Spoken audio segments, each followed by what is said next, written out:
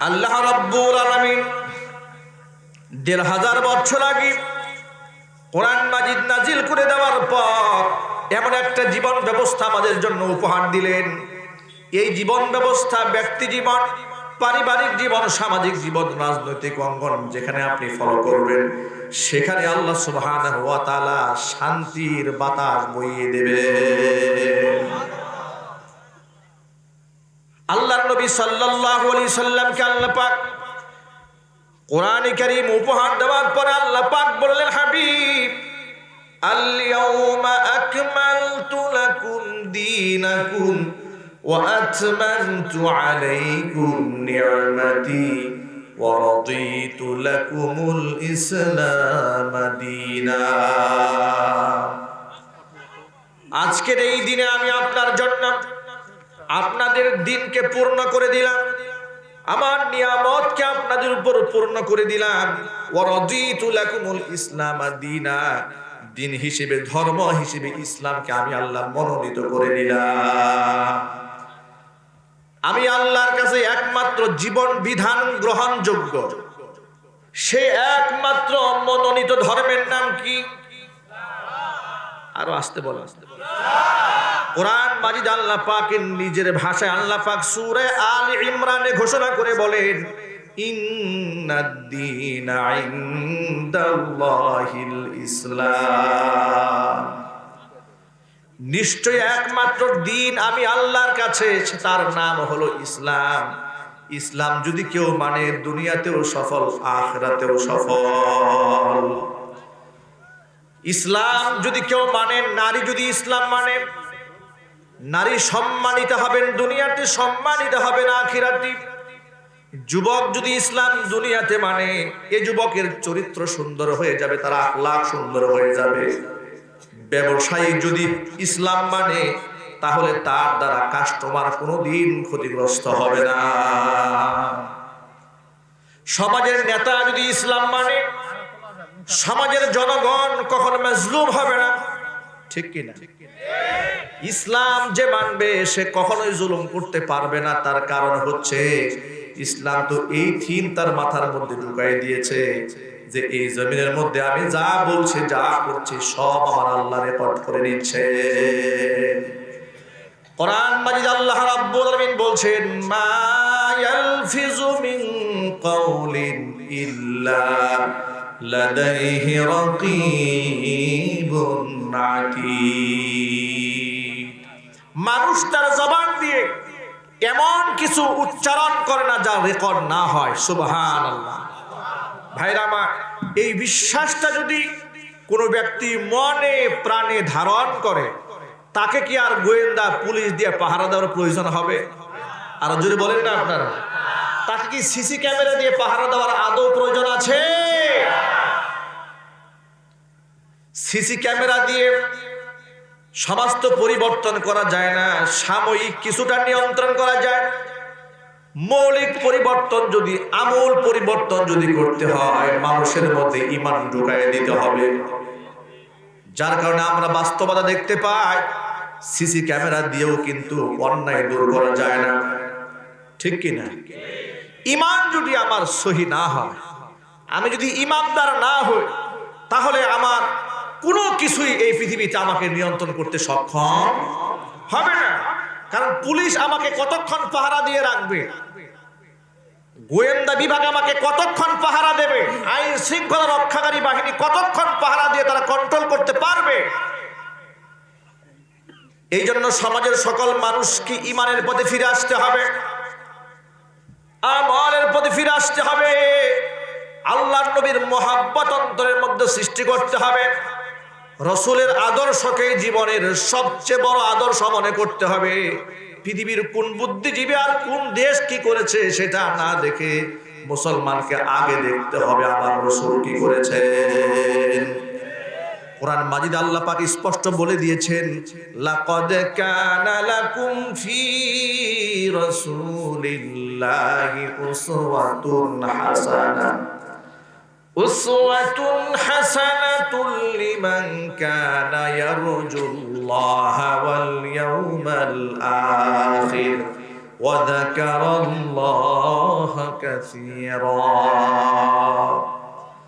আমার রাসূলের মধ্যে, তোমাদের মধ্যে যারা আমি আল্লাহকে বিশ্বাস করো, আমি আল্লাহর রহমত চাও, পরকালকে যারা বিশ্বাস করো, যারা বেশি বেশি আমি আল্লাহর স্মরণ করো, তাদের জন্য আমার রাসূলের মধ্যে আমি উৎকৃষ্ট মানের আদর্শ রেখে দিলাম।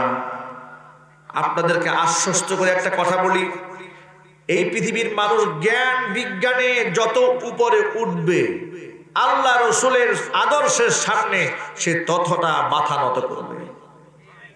আল্লাহু আকবার বলবেন না? মনে করেন আপনারা ধরুন এই সমাজের মানুষ উন্নত হচ্ছে, চিন্তা চেতনা জ্ঞান বিজ্ঞানে অনেক উপরে উঠে যাচ্ছে, কিন্তু মানুষ বুঝতে বুঝতে সর্বশেষ সবচেয়ে দামি যে কথাটা বুঝবে, সে কথাটা তামাম পৃথিবীর মেধা একত্রিত করে যদি আজকে আবিষ্কার করে, ভালো করে চোখ মেলে তাকায় দেখবেন সেই ভালো কথাটা ওর থেকে আরো উন্নত মানের কিছু কথা ১৫০০ বছর আগে আমার রাসূল বলেছেন। এই জন্য রাসূলের আদর্শের উপরে উৎকৃষ্ট আদর্শ সভ্যতা পৃথিবীতে আপনাকে কেউ দিতে পারবে না। ইউরোপ দিতে পারবে না, আমেরিকা দিতে পারবে না।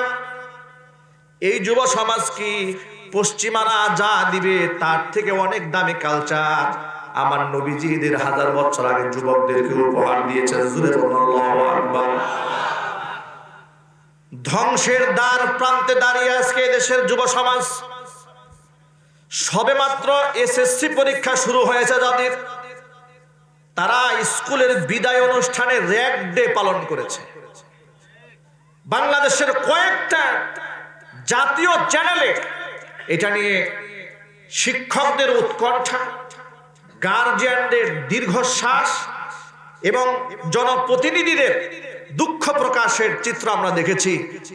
আমরা মিডিয়ার এই বিষয়টাকে যে প্রতিবাদমূলকভাবে তারা প্রচার করেছে, আমরা অত্যন্ত খুশি হয়েছি। সবেমাত্র বয়স তাদের ১৫ থেকে ১৬ বছর। এই বয়সের ছেলে মেয়েরা স্কুল থেকে বিদায় না নিচ্ছে, তারা পরীক্ষা দিচ্ছে, তারা ইন্টারে চলে কলেজে চলে যাবে। বিদায় অনুষ্ঠান তো একসময় আমরা করেছি, আপনারা এখানে অনেক শিক্ষিত ভাইরা আছেন, আমরা স্টেজে বসে আছেন। বিদায় অনুষ্ঠানটা মানুষের থাকতো চোখে পানি, মুখে কান্না, ঠিক কি না? যেই শিক্ষকদের সাথে 10টা বছর পড়েছে, 5টি বছর পড়েছে, আর দেখা হচ্ছে না, বন্ধু বান্ধবদের সাথে আর দেখা হবে না। অনেক সময় তারা বেদনা বিধুর ভাবে কেউ কবিতা লিখতেন, কেউ কাঁদতেন, কেউ কিছু উপহার দিয়ে যেতেন স্মরণীয় করে রাখার জন্য। এটাই ছিল এদেশের একটা কালচার। হঠাৎ করে এই করোনার পরে বিদায় অনুষ্ঠানের নামে র্যাগ ডে একটা দিবস তারা পালন করল। তাদের কর্মসূচি ছিল এই, আপনি বিশ্বাস করেন আমি এটা দেখেছি, মানুষদেরকে সতর্ক করার জন্য পোশাকের মধ্যে ছেলেদের গায়ে মেয়েদের গায়ে এত অশ্লীল ভাষা অশ্লীল শব্দ তারা লিখেছে, আপনি বিশ্বাস করতে পারবেন না যে এরা ১৫-১৬ বছরের ছেলে। জেনাকার লম্পট সমাজের ইতর শ্রেণীর লোকের ভাষা যতটা নোংরা, তার চেয়ে জঘন্য ভাষা এসএসসি পরীক্ষার্থীদের গায়ে পিঠে বুকে পেটে লেখা থাকবে। একটা ৯২% মুসলমানের দেশে এটা আমরা কোনোদিন কল্পনাও করিনি। বিশ্বাস করেন এই কাজটাকে দেশের যারা দায়িত্বশীল তারা সবাই দুঃখ প্রকাশ করেছে, কিন্তু আশ্চর্যের ব্যাপার যে স্কুলে এই সমস্ত র্যাগ ডে হয়েছে, এমন অশ্লীল অনুষ্ঠানের সাথে কিছু শিক্ষক নামক কুলাঙ্গার শিক্ষকরা জড়িত, তারা জাতীয় লম্পট ছাড়া কিছু নয়।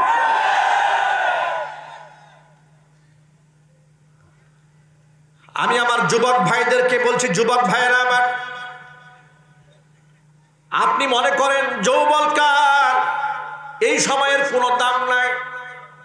আপনি এই সময়টা পাবজি গেমসে কাটাই দিচ্ছেন, ফ্রি ফায়ার গেমসে আপনি কাটাই দিচ্ছেন, এই সময়টা আপনি নারীদের সাথে ফুর্তি করে কাটান, কিন্তু আপনি জানেন না আমার নবী কি বলেছেন, জওয়ানকালের ইবাদত আল্লাহর কাছে অনেক বেশি প্রিয়।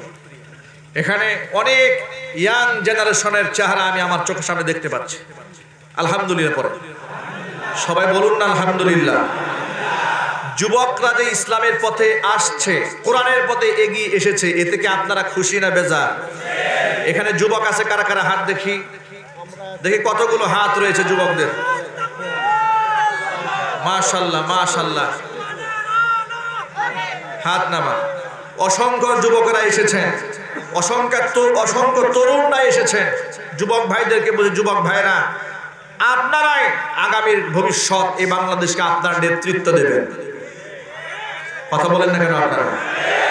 আপনাদের জাতির হাল ধরবেন। এখন তো আপনাকে গড়ার সময়। এই সময়টা হচ্ছে আপনি আপনাকে প্রস্তুত করবেন এই সমাজ বিনির্মাণের জন্য, এই ঘুরে ধরা সমাজটাকে সুন্দর করার জন্য। এই দায়িত্ব আপনারাই গ্রহণ করবেন। আজকে সমাজ যারা মুরব্বী যারা রয়েছেন তারা তো বেশি দিন বাঁচবেন না। আমরাও এক সময় পৃথিবী থেকে চলে যাব। আমাদের পরবর্তী প্রজন্ম তারা পৃথিবীতে আসবে, এই জমিনকে তারা আবাদ করবে।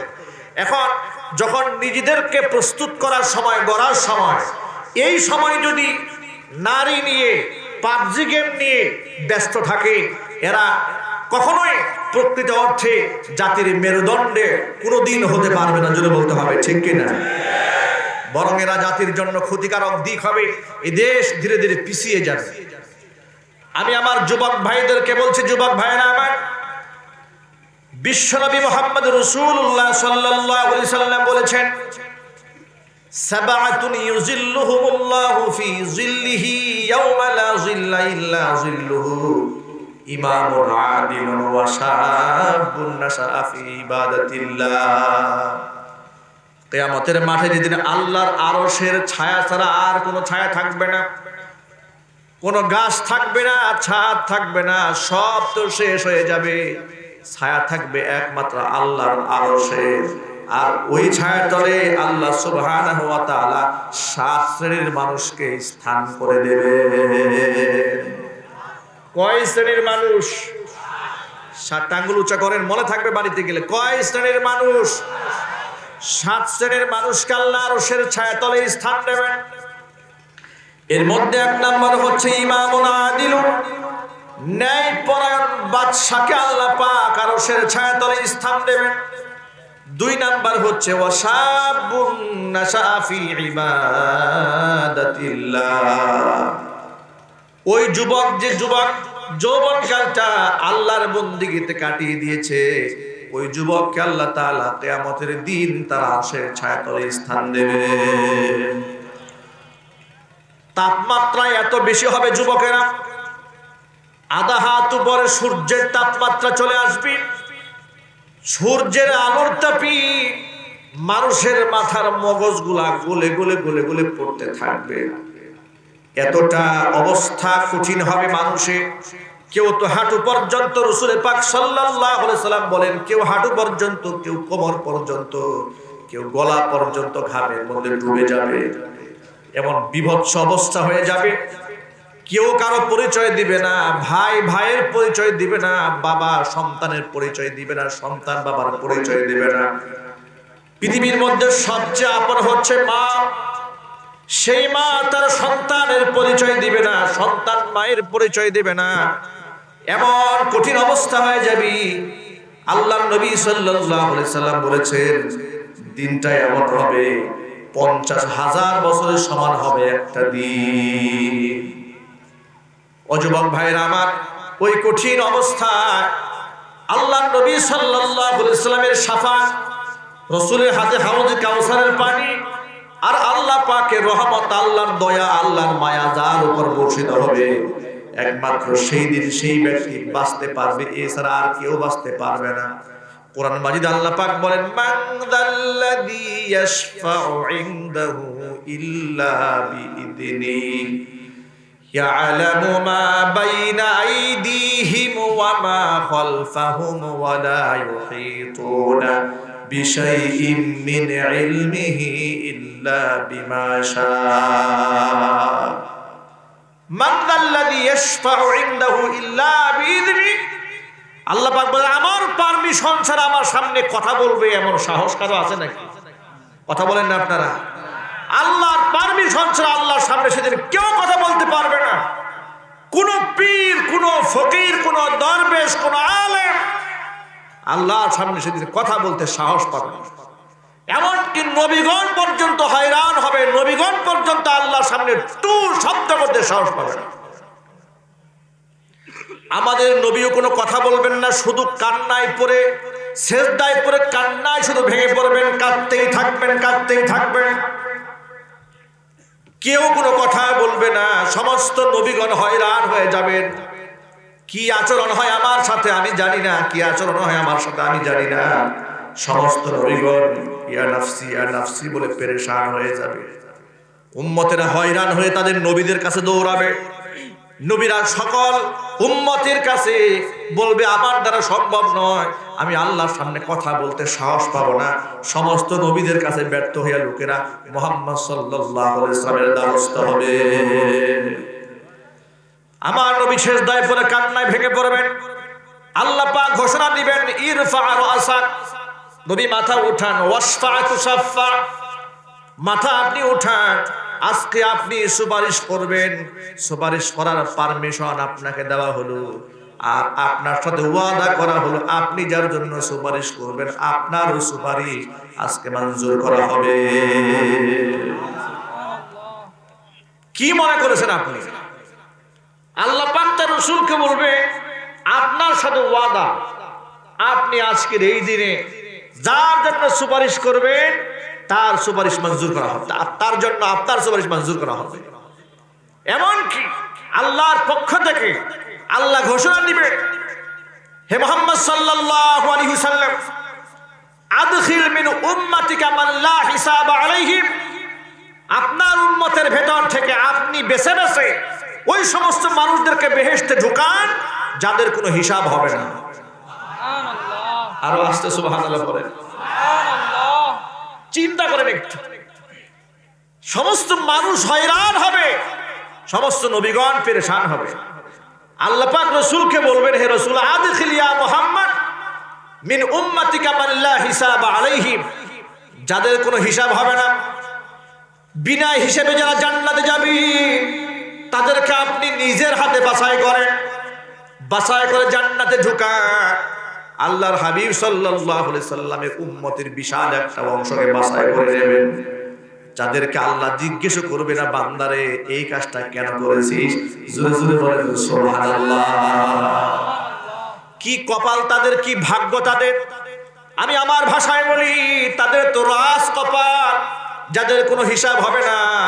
আল্লাহ নবী জন্য আমাদেরকে একটা দোয়া শিখিয়ে দিয়েছেন, এই দোয়া যারা নিয়মিত পাঠ করবে আল্লাহ পাক তাদেরকে বিনা হিসেবে জান্নাত দেবেন। আল্লাহ নবী শিখিয়ে দিয়েছেন আল্লাহুম্মা, সবাই পড়েন আল্লাহুম্মা, আরো জোরে আল্লাহুম্মা হাসিবনি হিসাবাই ইয়াসীরা। ছোট্ট দোয়া, আল্লাহুম্মা হাসিবনি হিসাবান ইয়াসীরা। অর্থ হচ্ছে, হে আল্লাহ তুমি আমার বিচারটাকে সহজ বানিয়ে দাও। বিচার সহজ হওয়া মানে হচ্ছে আমলের জবাবদিহিতা না নেওয়া। কারণ হচ্ছে আমার আমলনামা থেকে যদি একটা একটা করে বিচার করা শুরু হয়ে যায় তাহলে আমি যত বড় বুজুর্গ হই না কেন আমি ধরা পড়ে যাব, ঠিক কি না? এই জন্য আজকের পর থেকে নিয়মিত এই দোয়াটা পাঠ করবেন। আল্লাহর নবী সাল্লাল্লাহু আলাইহি সাল্লাম যার জন্য সুপারিশ করবেন তাকে আল্লাহ পাক জান্নাতে প্রবেশ করাবেন। এই জন্য রাসূল পাক সাল্লাল্লাহু আলাইহি সাল্লাম সবাইকে গ্রহণ করবেন না, সবাইকে চিনবেন না। আল্লাহর নবী সবাইকে হাউজে কাউসারও পান করাবেন না। এখন সেই নবীজির সাথে সম্পর্ক রাখার দরকার আছে না নাই? আপনারা বলেন তো, রাসূল পাক সাল্লাল্লাহু আলাইহি সাল্লাম আমাদেরকে চিনুক, আমাদেরকে জানুক, আর আমাদের জন্য সুপারিশ করে আমাদেরকে বেহেশতে পাঠাক, এটা কি আমরা চাই না? এটা চাই কারা কারা? আমি দুহাত দেখতে চাই। আল্লাহর নবী আমাদেরকে সুপারিশ করে নিয়ে যাক, কারা কারা চাই? দুহাত তোলেন। মাশাআল্লাহ, আল্লাহ তুমি আমাদের হাতগুলোকে কবুল করো, জোরে কর না আমিন। হাত নামান। এবার শোনেন, কাদেরকে নবীজি চিনবেন? সবাইকে রাসূল চিনবেন না। মা আয়েশা সিদ্দিকা রাদিয়াল্লাহু তাআলা আনহা তিনি বলছেন, তার সামনে আল্লাহর নবী সাল্লাল্লাহু আলাইহি সাল্লাম বললেন সমস্ত নবীগণের দিকে তার উম্মতরা ভাগ হয়ে যাবে। একদম আদম আলাইহিস সালাতু ওয়াস সালাম থেকে শুরু করে কিয়ামত পর্যন্ত কত মানুষ পৃথিবীতে এসেছেন, সমস্ত মানুষরা বিভিন্ন দলে বিভক্ত হয়ে যাবে।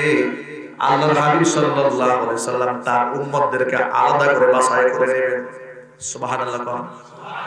মা আয়েশা রাদিয়াল্লাহু তাআলা আনহা তিনি বললেন, ইয়া রাসূলুল্লাহ, এত মানুষ তো দেখতে একই রকম হয়, তাহলে আপনি স্পেশাল করে কালো গায়ে কোনো জামা কাপড় নাই, কারো গায়ে কোনো চিহ্ন নাই, তাহলে আপনি কি করে বুঝবেন এটা আপনার উম্মত, এটা মুসা আলাইহিস সালামের উম্মত, এটা ঈসা আলাইহিস সালামের উম্মত, এটা যে আপনার উম্মত আপনি কেমনে চিনবেন?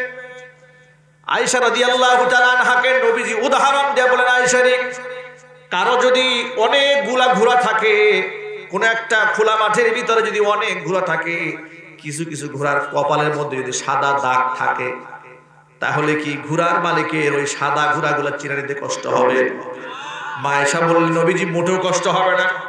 আল্লাহর নবী বলেন, এই পৃথিবীতে আমার নামাজি উম্মত গুলাকে চিনতে আমার মোটেও কষ্ট হবে না, তাদের প্রত্যেকটা ওযুর অঙ্গগুলা নূর দ্বারা চমকাইতে থাকবে। হাতটা নূর দ্বারা চমকাবে, চেহারা নূরে চমকাবে, পা নূরে চমকাবে, দেখে দেখে বুঝে নিব এরা আমার উম্মত।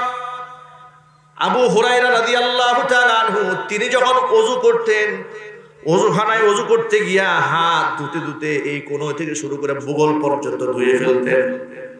সাহাবায়ে কেরাম বললেন, আল্লাহ বলেছেন হাত ধুইতে কোণ পর্যন্ত, রাসূল সাল্লাল্লাহু আলাইহি ওয়াসাল্লাম কোণ পর্যন্ত হাত ধুতেন, আর আপনি বুগল পর্যন্ত হাত ধোন, কারণটা বুঝলাম। আবু হুরায়রা রাদিয়াল্লাহু তাআলা আনহু বলেন, আমি নিজে নবীজির মুখে শুনেছি, ওযুর পানি যত দূর যায় তত দূর নূর দ্বারা চমকাবে কিয়ামতে। আমি বুগল পর্যন্ত ধুই, যাতে করে কিয়ামতের মাঠে আমার বুগল পর্যন্ত নবীজি চমকাইতে দেখে। আল্লাহু আকবার। রাসূলের কথার উপর বিশ্বাসটা কত মজবুত ছিল। আমরা এই শীতের সময় ওযু করে দেখবেন, এই যে এই কোণাটা ভিজে না, ঠিক কিনা? খুব তাড়াহুড়া করে ওযু করে, মানে ঠান্ডা পানি তো কষ্ট হয়, তো এই জায়গাটা ভিজে না, অনেক সময় পায়ের গোড়ালিটা ভেজে না। আমি তাদের জন্য বলছি, আপনার খুশখবরি গ্রহণ করে। আল্লাহর নবী সাল্লাল্লাহু আলাইহি ওয়াসাল্লাম বলেছেন, আবু দাউদ শরীফে হাদিসটা এসেছে, মান তাওয়াদ্দা ফা আহসানা উযুআহু ফাসাল্লা রাকাতাইনি লিওয়াজহিল্লাহি দাখালাল জান্নাহ। কোন ব্যক্তি যদি উত্তম রূপে ওযু করে আর আল্লাহর সন্তুষ্টির জন্য মাত্র 2 রাকাত নামাজ আদায় করে, আল্লাহ পাক তাকে বেহেশতে ঢুকাই দেবে। অনেক ফজিলতের ব্যাপার। এজন্য সকল ভাইদেরকে বলছি, কিয়ামতের মাঠে আমার নবী যদি আমাকে না চেনে, কোন আমার পীর বাবা, কোন আমার দয়াল বাবা, কোন আমার কেবলা কাবা, কোন কেবলা কাবা কাজে আসবে না। আজকে আমাদের দেশে দেখবেন পীরের বাড়িতে গরুর সিরিয়াল, ঠিক কি না? যেখানে গিয়ে গরু রাখা হয় নাম দিয়েছে গরুশালা, যেখানে উট রাখা হয় এটার নাম হচ্ছে উটশালা। একজন ফেসবুকে লিখেছে, গরুশালা দেখলাম, উটশালাও দেখলাম, কিন্তু একটা জায়গার মধ্যে অসংখ্য মুরগি রাখা হয়েছে, ওখানে কোনো শালা ঢালা নাই যে মুরগির কপাল ভালো সে শালা হয় নাই। ভাইরা, তো পীরের তাওয়াজ্জুহ নেওয়ার জন্য মানুষ যে কতটা প্রচেষ্টা করে, যে পীর আমার হাতে একটু হাত ধরেছে, আমার দিকে একটু দৃষ্টি দিয়েছে, এতটুকুন দৃষ্টি আকর্ষণ করার জন্য সবচেয়ে বড় গরুটা বাজার থেকে বেচে পীরের বাড়িতে নিয়ে গেছেন। পীর আপনার দিকে তাওয়াজ্জুহ দিবেন, আর আপনি মনে মনে ভাবছেন যে পীরের তাওয়াজ্জুহ পাইলে আমার সব চমকায়া যাবে। আপনি জানেন না আপনার ঘরে যে পীর আছে, ওই পীরের জুতার সমান দাম আপনার ওই দূর দেশের পীর সাহেবের নাই। সেই পীরের নাম কি? আর যদি বলুন না, সেই পীরের নাম কি? সেই পীরের নাম হচ্ছে বাপ মা। সেই বাবা মা পীর বাদ দিয়ে আপনি এমন পীরের ভক্ত হয়েছেন, এর উদ্দেশ্য কিন্তু আবার তা নয় যে হক্কানি পীরদেরকে আমরা কটাক্ষ করি। আল ইয়াযু বিল্লাহ। হকপন্থী পীর তো তারা যারা মানুষদেরকে পিতামাতার শ্রদ্ধা করতে সবক শেখায়, যারা 5 ওয়াক্ত নামাজ নিজেরা পড়ে, সুন্নতের উপর নিজেরা চলে, মানুষদেরকে সুন্নতের সবক দেয়, এরা হচ্ছে হক্কানি পীর। কথা বলেন ঠিক কিনা? এমন পীরের কাছে বেনামাজি গিয়ে নামাজি হয়েছে, এমন পীরের কাছে সুদখোর ঘুষখোর পীরের হাতে বায়াত গ্রহণ করে আল্লাহ ওয়ালা হয়েছে, চোর ডাকাত খুনি মাস্তান সন্ত্রাসী চাঁদাবাজ তাহাজ্জুদ গুজারি হয়েছে। পক্ষান্তরে পীরের ব্যবসা যারা জমিয়েছে, পীরের নামে যারা আশেক রাসূলের নামে যারা মানুষের ইসলামের সিনফিতি নিয়ে খেলা করে, প্রকৃত আশেক রাসূল ইসলামের জন্য কোরআনের জন্য রাজ পড়ে থাকে, রক্ত দেয়, জীবন দেয়, আর এই সমস্ত ভণ্ড পীর ফকিরদের ঘুম তখনও ভাঙে না। কথা বলতে হবে মুসলমান, ঠিক কিনা? এরা পীর নয়, এরা হচ্ছে শয়তান। এরা কি? শয়তান। শয়তান থেকে বাঁচতে হবে। কিয়ামতের মাঝে আমার নবীজি যদি আমাকে না চিনে তাহলে কোনো ফায়দাই হবে না। এই জন্য রাসূল যদি আমাকে চেনে, তার আলামত নবী নিজেই বলে দিয়ে গিয়েছেন, যে ব্যক্তি পৃথিবীতে ওযু করে 5 ওয়াক্ত নামাজ পড়বে, ওযুর অঙ্গগুলো আমি নবীজি নূর দ্বারা চমকাইতে দেখব। তাহলে নামাজের কোনো দরকার আমাদের নাই নাকি? কথা বলেন না আপনারা? আমি অনেক সময় মাহফিলে আমরা বলি যে আমরা 92% মুসলমানের দেশে বসবাস করি, 95% মুসলমানের দেশে বসবাস করি। এটা আমরা অত্যন্ত আনন্দের সাথে বলি। আল্লাহ যেন আমাদের কথাকে কবুল করেন। আসলে প্রকৃত অর্থে রাসূল যে ইসলামের মানদণ্ড দিয়েছেন, সেই মানদণ্ডে যদি উন্নীত করা হয় তাহলে কি এদেশে 92% মুসলমানের সংখ্যা বের হবে? যদি বলেন না, তাহলে প্রকৃত মুসলমান তো 8% খুঁজে পাওয়া যাবে না। 92% অনেক দূরে, 8% মুসলমান তো খুঁজে পাওয়া যাবে না। 92% মুসলমান নয়, এদেশে যদি 60% মুসলমানও থাকতো প্রকৃত মুসলমান, এদেশের একজন নাস্তিক ইসলামের বিরুদ্ধে টু শব্দ করতে সাহস পেত না।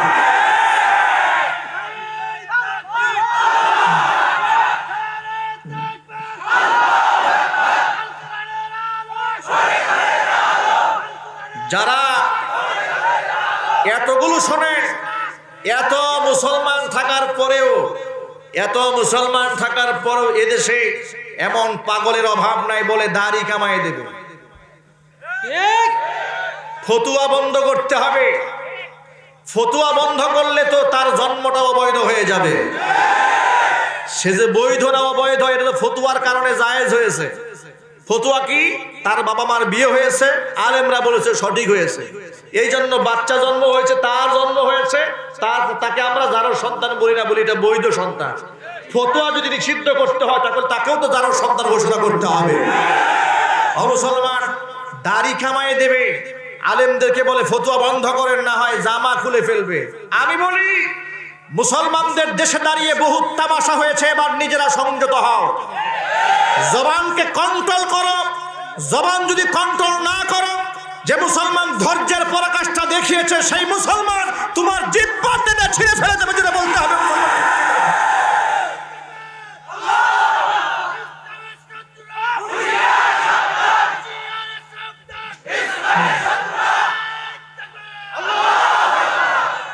এজন্য যুবক ভাইদেরকে বলি, যুবক ভাইরা আমার, সমাজটাকে আমাদেরকেই সাজাতে হবে, ঠিক কিনা? নাকি এই পাগল ছাগলদের হাতে ছেড়ে দেবেন? যারা এই যে আপনার স্কুলে বিদায় অনুষ্ঠানে র‍্যাগ ডে করেছে, যারা মেয়েদের পেটে এবং পিঠে কলম দিয়া বিশ্রী শব্দ লিখেছে, এদের হাতে সমাজ ছেড়ে দেবেন? ও যুবকরা, এদের হাতে ছেড়ে দেবেন? এদের হাতে যদি ছেড়ে দেন তাহলে ওই পাগলের মতো হবে যে পাগল দম্ভে বলেছে দাড়ি কামায় দেবে। এই জন্য আমরা আগামীর দেশ ইসলামের দেশ দেখতে চাই, আগামীর দেশ কোরআনের দেশ দেখতে চাই, রাজিয়া সরকার দুহাত দেখতে চাই।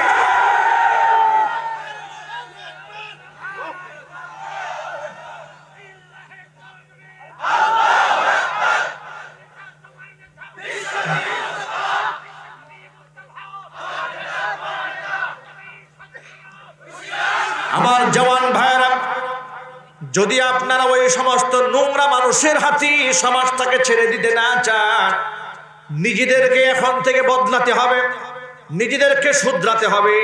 একটি পবিত্র প্রজন্ম আমরা এই দেশবাসীকে উপহার দিতে চাই। আমার যুব সমাজকে আমরা নামাজি বানাই দিতে চাই। আমি আল্লাহর নামের কসম করে বলি, আমার এই যুবক যদি মসজিদমুখী হয়, এই যুবক যদি মাদ্রাসামুখী হয়, এই যুবক যদি আলেমমুখী হয়, আপনারা বলেন যে সমস্ত যুবকেরা, যে সমস্ত তরুণরা 16 বছর বয়সে পর নারীর দেহের মধ্যে বিশ্রী শব্দ লিখেছে, গায়ের মধ্যে জামার মধ্যে লিখেছে, তারা যদি মসজিদমুখী থাকতো তারা এই কাজটা করতে পারত? আরো জোরে বলেন, আরো জোরে। এমন কি আপনি আজকেই দেখেন, এটা তো আমাদের হুজুরদের কথা না, এ তো আর টেলিভিশন সহ বাংলাদেশের প্রথম সারির টেলিভিশনে এগুলোকে প্রতিবেদন ছাপিয়েছে যে এটা দেশ কোন দিকে যাচ্ছে, রেড ডে আবার কিসের ডে এটা, যে মেয়েদের স্পর্শ কাতর জায়গার মধ্যে তারা হাত দিয়েছে। এমন কি অনেক মেয়ে যৌন হয়রানির শিকার হয়েছে বিদায় অনুষ্ঠানে। নাউযুবিল্লাহি মিন যালিক। এই সমাজের অধঃপতন, নোংরামি, অশ্লীলতা, বেহায়াপনা সয়লাব হয়ে যাচ্ছে। এই সমাজকে যদি বাঁচাতে হয়, আল্লাহর নবীর আদর্শ ছাড়া এদের কোনো মুক্তি নাই। এই জন্য সর্বপ্রথম যে পন্থা আমাদের অবলম্বন করতে হবে সেটা হচ্ছে নামাজ চালু করে দিতে হবে। কোরআন মাজিদ আল্লাহ পাক বলেন, ইন্নাস সালাতা তানহা আনিল ফাহশাই ওয়াল মুনকার। নিশ্চয় নামাজ মানুষকে সব ধরনের অন্যায় থেকে, অশ্লীলতা থেকে বাঁচাইয়া দেয়। এটা কি আমি বলেছি? কে বলেছেন? এটা কি আমি বলেছি? কে বলেছেন? আল্লাহ বললেন নামাজ মানুষকে অন্যায় থেকে বাঁচায়। তাহলে এই সমাজকে যদি আমরা বাঁচাতে চাই, তাহলে আমাদের যুবকদেরকে, তরুণদেরকে নামাজি হতে হবে। তারা যখন আল্লাহমুখী হবে, পরকালমুখী হবে, মসজিদ হবে, এই যুবকই যদি ভবিষ্যতে কখনো এমপি হয়, মন্ত্রী হয়, চেয়ারম্যান হয়, মেম্বার হয়, যাই হোক না কেন, এই সমাজ সুন্দর হয়ে যাবে। আল্লাহু আকবার বলতে হবে। যুবক ভাইরা আমার, এজন্য আপনাদের 1 নাম্বার শিক্ষা, নামাজি হয়ে যেতে হবে। এটা আমার ন্যাশনালিটি, এটা আমার জাতীয়তা। আমি বাংলাদেশের নাগরিক হিসেবে আমার যেমন একটা আইডি কার্ড আছে, আমি একজন মুসলমান হিসেবে আমার একটা আইডি কার্ড আছে। সেই আইডি কার্ডের নাম হচ্ছে নামাজ। যে মুসলমানের নামাজ নাই, তার দিন নাই, তার ঈমান নাই। এটা আমার কথা নয়, নবীজি বলেছেন, মান তারাকা সালাতাম মুতাআম্মিদান ফাকাদ কাফারা। 1 ওয়াক্ত নামাজ যদি ইচ্ছাকৃতভাবে কেউ ছেড়ে দেয় বিনা কারণে, তাহলে অবশ্যই সেই ব্যক্তি কুফরি করে। অন্য হাদিসের মধ্যে আল্লাহর নবী বলেন, লা দীনা লিমান লা সালাতা লাহু। যার নামাজ নাই তার দিন নাই। যার নামাজ নাই তার কি নাই? দিন নাই। বলে অমুক নেতার চরিত্র ফুলের মতো পবিত্র। ফুলটা দেখা উচিত, এটা কি গোলাপ ফুল না ধুতরা ফুল? ঠিক কি না? এই ফুলটা আগে দেখতে হবে যে আসলে কি গোলাপ ফুল না ধুতরা ফুল। গোলাপের কাছে গেলে তো গ্রান পাওয়া যায়, ধুতরার কাছে গেলে চুলকাতে চামড়া উঠে ফেলবে। এই জন্য আমার যুবক ভাইয়েরা, নামাজ মানুষকে সুন্দর বানায়, নামাজ মানুষকে পবিত্র বানায়, নামাজ মানুষকে অন্যায় থেকে বাঁচিয়ে দেয়। আল্লাহর নবী সাল্লাল্লাহু আলাইহি সাল্লাম বলেন, ও সাহাবীরা, তোমাদের কারো ঘরের সামনে যদি একটা নহর থাকে, নদী থাকে, সেই নহরে যদি ব্যক্তি 5 বার গোসল করে দৈনিক, গায়ের মধ্যে কোনো ময়লা থাকবে? সাহাবায়ে কেরাম বললেন, নবীজি ময়লা তো অবশ্যই থাকবে না, 5 বার কেউ গোসল করলে তার গায়ে ময়লা থাকতেই পারে না। হুজুর বলেন, নামাজের দৃষ্টান্ত হুবহু তাই। কোন ব্যক্তি যখন 5 ওয়াক্ত নামাজ পড়ে, তার গায়ে কোনো গুনাহ অবশিষ্ট থাকে না। আল্লাহর নবীর ইন্তেকালের সময় কত ভালোবাসতেন এই উম্মতকে। মানুষ তো মারা যাওয়ার সময় তার ভালোবাসার মানুষদেরকে কিছু একটা বলে যায়, ঠিক কি না? যাদেরকে বেশি মহব্বত করে, বেশি ভালোবাসে, ইন্তেকালের সময়, জীবনের শেষ সায়নে এসে তাদেরকে একটু দেখতে চায়, একটু কথা বলতে চায়, ঠিক কি না? আল্লাহর নবী সাল্লাল্লাহু আলাইহি ওয়াসাল্লাম উম্মতকে কত ভালোবাসেন। ইন্তেকালের সময় ছেলে মেয়ে কাউকে ডাক দেন নাই। ইন্তেকালের সময় বিশেষ কাউকে দেখবেন তাও বলেননি। শুধু ইন্তেকালের সময় উম্মতকে ডাক দিয়ে বলেছেন আসসালা আসসালা ইয়া উম্মতি আসসালা ওয়া মা মালাকাত আইমানুকুম। ও আমার উম্মতেরা নামাজ ছেড়ে দিও না, উম্মতেরা নামাজ ছেড়ে দিও না, উম্মতেরা নামাজ ছেড়ে দিও না। নামাজের কথা নবী 3 বার বলেছেন ইন্তেকালের আগে, মারা যাওয়ার আগে নামাজের কথা কয়বার বলেছেন? 3 বার তিনি নামাজের কথা বললেন। আর বললেন ওয়ামা মালাকাত আইমানুকুম, তোমাদের অধীনস্থ দাস দাসীদের সাথে খারাপ আচরণ করো না। 3 বার নামাজের কথা বললেন। আজকে সমাজের বাস্তব চিত্রের দিকে তাকায় দেখেন, অধিকাংশ মুসলমান নামাজই পড়ে না। আল্লাহর নবী সাল্লাল্লাহু আলাইহি ওয়াসাল্লাম 1500 বছর আগে বলেছেন আরেকটা হাদিসে, হাদিসটা হুযায়ফা রাদিয়াল্লাহু তাআলা আনহু বর্ণনা করেছেন। তিনি কিয়ামতের 72টা আলামত নবীজির জবান থেকে শিখে জাতিকে শুনিয়েছেন। ওই 72টা আলামতের মধ্যে একটা আলামত হচ্ছে শেষ জামানার লোকেরা নামাজ নিয়ে ডাকাতি করবে, নামাজ নিয়ে অবহেলা করবে। এই কথা শোনার পরে সাহাবায়ে কেরাম অবাক হয়ে গিয়েছিলেন। ইয়া রাসূলুল্লাহ, মুসলমান কি নামাজ পড়বে না, এমন মুসলমান হবে নাকি পৃথিবীতে? সুবহানাল্লাহ বলতে ইচ্ছা করলো না আপনাদের? মানে মুসলমান নামাজ পড়বে না, এরকম ঘটনা কি পৃথিবীতে ঘটবে? এটা সাহাবায়ে কেরাম খুব অবাক হয়ে গিয়েছিলেন, যেটা কেমন কথা, মুসলমান নামাজ পড়বে না? কারণ তারা তো জানতেন যারা মুসলমান তারা নামাজ পড়ে, যারা কাফের তারা নামাজ পড়ে না। তো কুফুরের মধ্যে আর ইমানের মধ্যে, ইসলামের মধ্যে পার্থক্য ছিল হলো নামাজ। পার্থক্য কি ছিল? নামাজ। সেই নামাজ মুসলমান পড়বে না, এ কথা শুনে সাহাবায়ে কেরাম খুব অবাক হয়ে গিয়েছিলেন। এটা কেমন কথা, নামাজ পড়বে না? বলে হ্যাঁ, এই উম্মতরা নামাজ ছেড়ে দেবে। শুধু নামাজ ছাড়বে তা নয়, উম্মতেরা, এই আমার উম্মতের ভিতরে কিছু লোক এমন আসবে যারা মদ খাবে। নাউজুবিল্লাহ। সাহাবায়ে কেরাম আরো অবাক হয়ে গেলেন, হে রাসূল, কুরআনে আল্লাহ মদ হারাম করেছেন, কুরআন শরীফে আয়াত নাযিল করে, সেই মদ মুসলমান খাবে? বলে শুধু খাবে না, এই মুসলমান এত চালাক আর চতুর হবে, মদের নাম বদলায় জায়েজ বানায় খাবে। আজকে দেখুন আমাদের দেশের মধ্যে আছে, মদের নাম বদলায়, মদের নাম দিয়েছে হুস্কি, ঠিক কি না? মদের নাম দিয়েছে বিয়ার। বড় বড় পার্টিতে, বিবাহের অনুষ্ঠানে, বড় লোকের বিয়েতে, গরিবরা তো এগুলো খায় না, গরিবরা পান্তা ভাত খায়। বড় লোকের বিয়েতে বিরাট আয়োজন, সেখানে হুস্কি না দিলে কিংবা মদ না খাইলে নাকি সেলিব্রেশন সুন্দর হয় না, পরিপাটি হয় না, এটা মডার্ন হয় না, অনুষ্ঠানটা কালচারটা জমে না। এই জন্য কাচের গ্লাসে মদ ঢালবে, 2 গ্লাসে টুকা মারবে, এরপরে এটা সেলিব্রেশন হয়ে যাবে, আধুনিক হয়ে গেল। নাউজুবিল্লাহি মিন যালিক। ও যুবকেরা, এখানে আমি জানি আলহামদুলিল্লাহ কোরআনের মাহফিলে যারা আসে তারা মদ জুয়ার সাথে জড়িত থাকে না। এরপরেও যদি কোনো যুবকরা এখানে এসে থাকেন যারা মদের সাথে জড়িত, নেশার সাথে জড়িত, বিড়ি সিগারেট তামাকের সাথে জড়িত, ওই সমস্ত ভাইদেরকে হাত জোড় করে অনুরোধ করে বলছি, নেশা থেকে বের হয়ে আসুন, আল্লাহ আপনার সম্মান বাড়ায় দেবেন। আপনি জানেন না মাদক এই সমাজের জন্য, দেহের জন্য কতটা ক্ষতিকারক? মাদক সেবী কিংবা মাদক ব্যবসায়ীর কোনো সম্মান দুনিয়াতেও নাই, আখিরাতেও নাই।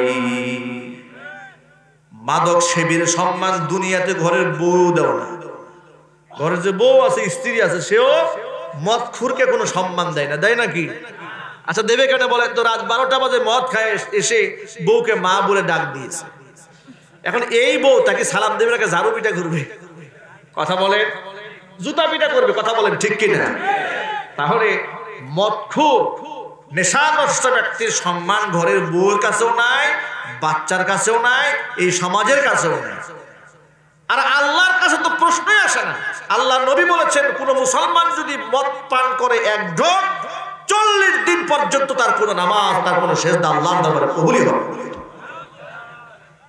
এই পচা জিনিস প্রথমে শুরু করা হয় বিড়ি থেকে, সিগারেট থেকে। এই বিড়ি সিগারেট থেকে নিজেদেরকে বাঁচাতে হবে। পারবেন না ইনশাআল্লাহ? আপনার বন্ধু আপনাকে বলবে, দোস্ত একটা টান দাও, অসুবিধা নাই, একটা টান দাও। আপনাকে 1 টান, 2 টান, 3 টান, সুখ টান দিতে দিতে এক সময় জাতীয় বিড়িখুরে পরিণত বানাই দেবে, ঠিক কিনা? আর বিড়িখুরের সাথে বিড়িখুরের যে কি মহব্বত, লক্ষ টাকা দিয়ে ওই মহব্বত হয় না। কথা বলে না? চায়ের দোকানে গিয়ে বলে গরম পানি দিয়ে চাটা একটু ধুয়ে দাও। কেন? অন্যের ঠুট লেগেছে, অন্যের ঠুট লেগেছে, এই জন্য চায়ের দোকানে গিয়ে গরম পানি দিয়ে চাটা ধুয়ে দাও। কিন্তু বিড়ি একজনে খাচ্ছে, বিড়ি খুরের এত মহাব্বত, ওর ঠুট থেকে খুলে আরেকজনের ঠুটে দিয়ে দিতেছে, দেধারটা টানতেছে। এখানে ধোঁয়াও নাই, মুছাও নাই। কথা বলতে হবে। চা খাওয়ার সময় গরম পানি দিয়ে দাও, বিড়ি খাওয়ার সময় কি গরম পানি দিয়ে ধয় না? ট্রেনে দেখা হয়েছে, চেনে না জানে না, বাড়ি কই? আমার বাড়ি বগুড়া। কয় আমারও বগুড়া। তো মোহাব্বত হয়ে গেল। বাড়ি কই? কয় দুপচাচিয়া। সমানে টানতেছে। কয় ভাই খান নাকি? কয় মাঝে মাঝে একটু একটু খাই। তো খান। বিড়ি যে একটা খাওয়াই দিছে, এমন দুস্তি হয়েছে, দুস্তি আছে না, বিড়ি মোহাব্বত বাড়িয়ে দিয়েছে। ভাইরা আমার, এভাবেই একজন আরেকজনের সাথে মোহাব্বত হওয়ার অনেকগুলো কারণ হতে পারে। সেটা নেশার মাধ্যমে হতে পারে, মাদকের মাধ্যমে হতে পারে, অনুরূপভাবে নামাজের মাধ্যমেও হতে পারে। ঠিক কিনা? অনেকদিন আগের কথা আপনাদেরকে বুঝাবার জন্য বলি। আমার এলাকা গাজীপুরে এক মসজিদে আমি জুমা নামাজ পড়াতাম। এলাকার লোকেরা বলতেন, হুজুর এলাকার একটা ছেলে আছে, নামাজ তো পড়েই না, নামাজের সময় দাঁড়ায় পেশাব করে অমুক জায়গায়, আবার বিড়ি টানে সবার সামনে প্রকাশ্যে, তাকে কি একটু নামাজি বানানো যায় না? আমি সব অ্যাড্রেস নিয়ে একদিন ৩-৪ জন মুসল্লি বললাম যে এই লোকটাকে আজকে মসজিদে নিয়ে আসবো নামাজে। তারা বললেন, হুজুর আপনি পারবেন না এই লোককে নামাজে আনতে, আপনাকে দেখলে দৌড় দিবে। আমি বললাম, তাই নাকি? বলে হ্যাঁ, সে মসজিদমুখী কোনোদিন হবে না। গেলাম, গিয়ে দেখি সিগারেট টানতেছে। আমাকে দেখে সিগারেটটা আড়াল করে ফেলেছে। তাকে বললাম যে ভাই, কুশলাদি বিনিময় জিজ্ঞেস করলাম। তাকে একসময় মসজিদে আমি ডাকলাম। সে বলে, হুজুর আপনি যেহেতু এসছেন, আপনি সম্মানিত মানুষ, ইনশাল্লাহ আমি যাব, আমি আগামীকাল যাব। একটা অজুহাত আমাকে দেখাইল। আমি নাসর বান্দা, তার পিছনে লেগে থাকলাম। দেখি একে আমি নামাজি বানিয়েই ছাড়ব, এর পেছনে শ্রম দেব, সময় দেব। আবার গেলাম পরের দিন, গিয়ে দেখি ওই যেখানে লোকেরা পেশাব করে আসরের নামাজের পরে, ওখানে দাঁড়ায় দাঁড়ায় পেশাব করতেছে। তো দাঁড়িয়ে যখন পেশাব করছে, আমি বললাম, ওই যেখানে পেশাব করছে আমি পিছনে দাঁড়িয়ে থাকলাম। লোকেরা বল, হুজুর আপনি এখানে দাঁড়িয়ে থাকবেন, একটু খারাপ লাগে না? এক লোক দাঁড়িয়ে পেশাব করছে, আমি পিছনে দাঁড়িয়ে আছি। বলে হ্যাঁ, ওকে এখান থেকে গ্রেফতার করব, তা না হলে সে এখান থেকে পালাবে। যখন পেশাব করা শেষ হয়েছে, আমি বললাম, ভাই আমার সাথে মাগরিবের নামাজে মসজিদে যেতে হবে। বলে, হুজুর আমার তো প্যান্ট ভালো না, আমি যাচ্ছে নাপাক প্যান্টে নামাজ পড়াবো। আপনি গতকাল ওয়াদা করেছেন আমার সাথে মসজিদে যাবেন। এই লোকটাকে, হেদায়েতের মালিক কে? আরো আসতে, হেদায়েতের মালিক কে? আমরা চেষ্টা করব, হেদায়েত দেবেন আল্লাহ।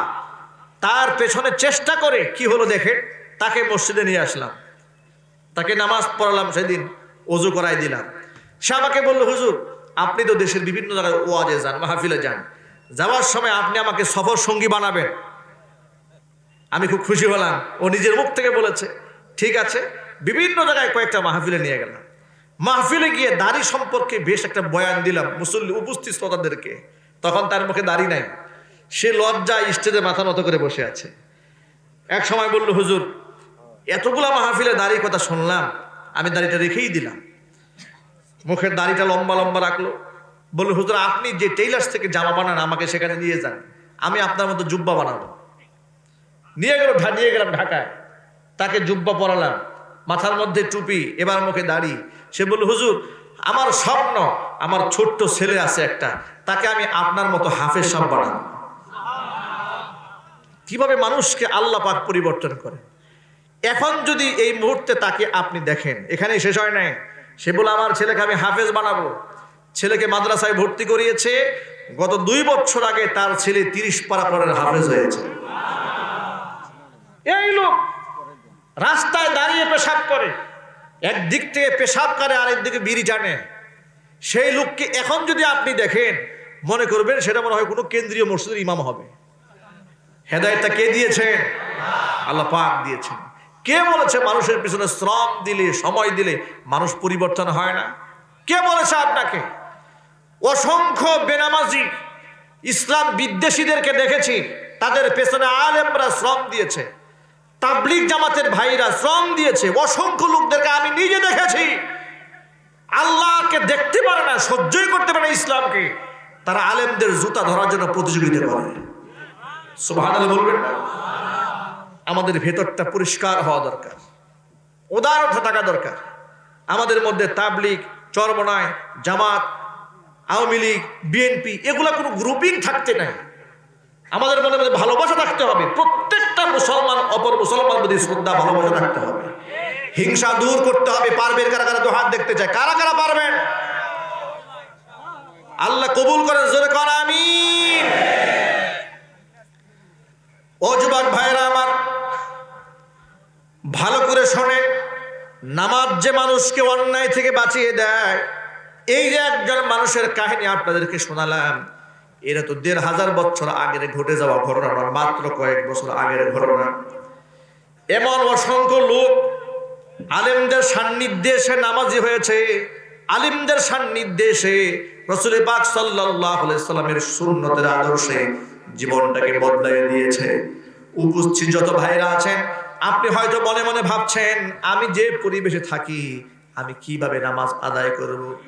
কোরআন মাজিদ আপনাকে শিখিয়ে দিয়েছে, ইয়া আইয়ুহাল্লাযীনা আমানুত্তাকুল্লাহা ওয়া কুনু মা'আস সাদিকিন।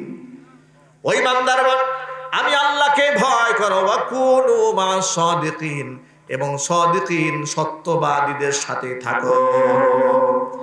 আলেমদের সাথে উঠা বসা করেন, দিনদার মানুষের সান্নিধ্য গ্রহণ করেন, এটা তো শতসিদ্ধ কথা। সৎ সঙ্গে স্বর্গবাস, অসৎ সঙ্গে সর্বনাশ, এটা তো আমাদের সমাজের সবার মুখে মুখের কথা বলেন।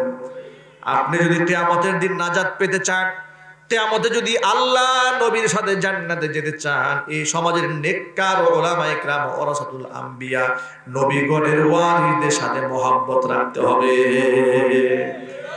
আলেমদের প্রতি বিদ্বেষ রাখা যাবে না, দাড়ির প্রতি রাগ রাখা যাবে না, গুসা রাখা যাবে না। লেবাস ধারণ করে দাড়ি রেখে কেউ যদি অপরাধ করে, সেজন্য কি দাড়ি দায়ী? কথা বলেন আপনারা।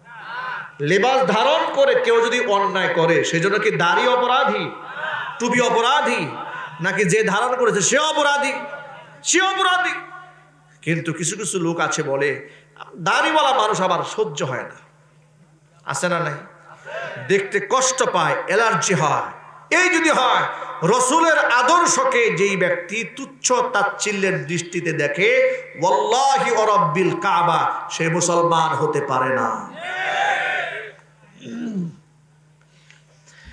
এই জন্য যুবক ভাইদেরকে ১ নাম্বার আমল দিলাম, আমলের নাম হচ্ছে নামাজ।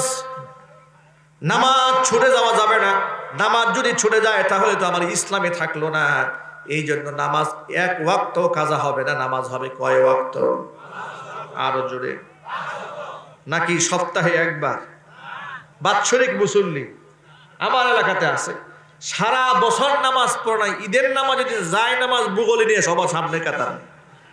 রোজাও রাখে নাই, রোজাও রাখে নাই, কিন্তু সামনের কাতারে খুতবার সময় সামনে বসে আছে।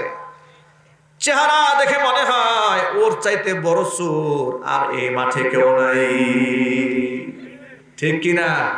সারা মাস রোজা রাখে নাই। আচ্ছা, রোজা রাখা কি সুন্নত না ফরজ? সবাই জুড়ে বলেন। আর ঈদের নামাজ পড়া কি ওয়াজিব? এই ফরজের খবর নাই, ওয়াজিব নিয়ে বহুত পাগল। তাও তো যায় নাই, বউর গুতানি খেয়ে গেছে। বউ বলে তুমি সারা বছর নামাজ পড়ো না, সব লোক ঈদগাহে চলে গেছে, এখনো ঘরে বসে আছো তুমি। চলে গেছে বউর ধাক্কানি খাইয়া, সেখানে গিয়েই জিমাইতেছে, আস্তে আস্তে জিমায়, কারণ তার মনোযোগ নাই তো। সে জিমায় আর মনে মনে বলে এই হুজুরের খুতবা শেষ হবে কোন সময়। দেখবেন জুমার নামাজের কিছু মুসল্লি মসজিদে গিয়ে ঘুমায়, যদি এই এলাকায় ঘুমায় না, ঘুমায় কিনা? জুমার নামাজে ঘুমায়। ইমাম সাহেবের কেরাত একটু লম্বা যদি হয়ে যায়, তাহলে মসজিদ থেকে বের হয়ে বলে হুজুরের তো খায়া কোনো কাম নাই, লম্বা লম্বা সেজদার, লম্বা লম্বা কেরাত। আপনাদেরকে একটা ঘটনা বলি, বাস্তব জীবনের ঘটনা। গত 13 সালের কথা, বাইতুল্লাহতে আল্লাহ পাক আমাদেরকে হজে নিয়ে গেলেন। মসজিদে নববীতে লম্বা রুকুতে, লম্বা সেজদায়, লম্বা কেরাতে নামাজ হয়। আপনারা যারা মদিনায় গিয়েছেন তারা আপনারা জানেন। লম্বা কেরাত, লম্বা রুকু, লম্বা সেজদায় নামাজ হয় কোথায়? মদিনাতে। মসজিদুল হারামে খুব লম্বা কেরাতে হয় না, তার পেছনে কারণ হলো ইতিকাফ, সেখানে তো আপনার তোয়াফের জায়গা, যার কারণে কেরাতটা শর্ট হয় আর জামাত অনেক বড় হয়। আর হাদিসে এসছে তোমাদের কেউ যদি বড় জামাতের ইমামতি করে সেজন্য কেরাতকে শর্ট করে। রাসূল পাক সাল্লাল্লাহু আলাইহি সাল্লাম বলেছেন জোরে কোন সুবহানাল্লাহ। কারণ সে বিরাট জামাতের মধ্যে তো সেখানে বৃদ্ধ মানুষ থাকতে পারে, ওজোর পেশ করা মানুষ থাকতে পারে, এই জন্য কেরাত যেন শর্ট হয়। তো মসজিদ নববীতে সেখানে তো আর তোয়াফের আমল নাই, ভিড়াভিড়ি নাই, ধাক্কাধাক্কি নাই, অনেক লম্বা লম্বা কেরাত হয়। আর কি সুন্দর তার তীরের সাথে তিলাওয়াত, সুবহানাল্লাহ। রুকুতে সেজদা ইমাম সাহেব অনেক সময় নেই। আমাদের সাথে এক হাজী সাহেব, সরকারি কর্মকর্তা, রিটায়ার্ড পারসন, তিনি গিয়েছেন আমাদের সাথে, একসাথে আসরের নামাজ আদায় করলাম।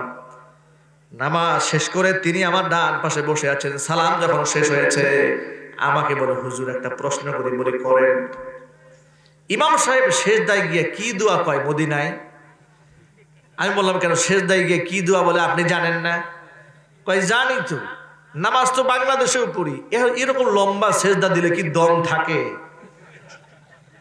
সে বলে সেখানে মোটা কার্পেট, তো সেজদা দিলে নাকটা মোটামুটি ভিতরে ঢুকে যায়। সে বলতেছে এত লম্বা সেজদা যে নিঃশ্বাস নিতে পারতেছিলাম না, এত লম্বা সেজদা এই মদিনা ইমাম সাহেব দেয়। উনি কিন্তু চিন্তা করে না যে মানুষের পিছনের অবস্থাটা কি হয়? আমি তখন তাকে এই জবাবটা না দিয়া আমি বললাম যে ভাই, এখানে তো তার তীরের সাথে নামাজ হয়, এখানে এসেছেন, এখান থেকে নামাজ শিখে বাংলাদেশে গিয়ে আদায় করবেন, ঠিক কিনা? আপনাকে তালিম দেওয়া হচ্ছে। আমি মনে মনে ভাবলাম যে লোকটা মদিনাতে এসে ইমাম সাহেবের ভুল ধরে যে এত লম্বা সেজদা কেন, এই লোক বাংলাদেশে যে হুজুরের মুসল্লি, সপ্তাহে কয়েকবার লাল বাতি জ্বালাই দেয় হুজুর, ঠিক কিনা? মদিনায় গিয়েই তো ছাড়ে না। ভাই আমার, এই সমস্ত স্বভাব যাদের মধ্যে আছে পরিবর্তন করতে হবে। নামাজে যখন যে কোনো ব্যক্তি যখন নামাজে দাঁড়ায়, যতক্ষণ নামাজে থাকে কিংবা নামাজের অপেক্ষায় থাকে, ততক্ষণ আল্লাহ রহমতের বৃষ্টি তার উপর বর্ষিত হতেই থাকে। আপনি হতাশ হবেন না, নিরাশ হবেন না, কষ্ট নেবেন না মনে। নামাজে আগেই চলে গিয়েছেন, গিয়ে দেখলেন জামাত এখনো শুরু হয়নি, ইমাম সাহেব দাঁড়িয়ে আছেন, আপনি হতাশ হবেন না, কষ্ট নেবেন না, নামাজের অপেক্ষায় থাকবেন যতক্ষণ, নামাজের সওয়াব পাবেন ততক্ষণ। পেরেশান হওয়া যাবে না, সেখানে গীবত শিকায়েতের আড্ডা বাঁধানো যাবে না। আমাদের বাংলাদেশের লোকের স্বভাব হলো জামাতের সময় তো এখনো আধা ঘন্টা বাকি আছে, এক কাজ করি সবাই মিলে একটু গল্প করি, একটু খোঁজ খবর নেই, খেলার কে কত রান করলো, এগুলো বাংলাদেশে নাই। যুব সমাজ কথা বলে, এগুলো নাই। মসজিদকে আমরা গীবত শিকায়েতের সেন্টার বানিয়েছি, অথচ মক্কা মদিনাতে আমরা দেখেছি, সেখানে দেখবেন আপনারা যারা গিয়েছেন নামাজের সময় কেউ কারোর সাথে গল্প করে না। মসজিদে ঢুকেছে দেখবেন কাতারে কাতারে কোরআন শরীফ দেওয়া, লোকেরা কোরআন নিয়ে বসে বসে তেলাওয়াত করছে। আর আমাদের বাংলাদেশের মুসলমানদের মসজিদে মসজিদে কোরআন আছে, কোরআনের মধ্যে ময়লার স্তূপ পড়ে গেছে, একজন মানুষের কোরআন খুলেও দেখে না, পড়েও দেখে না। এই সমাজের পরিবর্তন আসবে কি করে? আর খুলে দেখবেই বা কিভাবে? সে তো পড়তেই জানে না। পড়তে যেহেতু জানে না, খোলার তো প্রশ্নই আসে না। এই জন্য সমাজের মধ্যে বিভ্রান্তি হয়। আমি দ্বিতীয় নাম্বার আমল দেব সকল যুবক এবং বৃদ্ধ বাবাদেরকে, সকলকে এই কোরআনের ছাত্র হয়ে যেতে হবে। হওয়া যাবে না? শিক্ষার কোনো বয়স আছে?